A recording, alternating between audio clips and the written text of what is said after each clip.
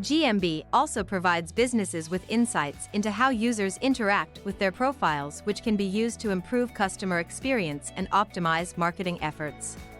With these analytics, businesses can track visits from potential customers who found them through Google Maps or search, as well as get data on impressions generated from listings appearing in local packs and other features like people also viewed sections of SERPs, search engine results pages.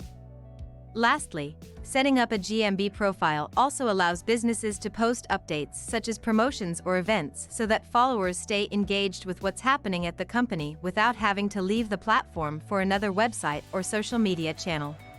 This helps build trust among potential buyers while improving overall brand reputation over time and providing valuable insights into how users interact with their profiles. Google My Business is a powerful tool for businesses to connect with customers and potential customers online. Setting up a GMB profile can offer even more benefits, which we'll explore in the next section.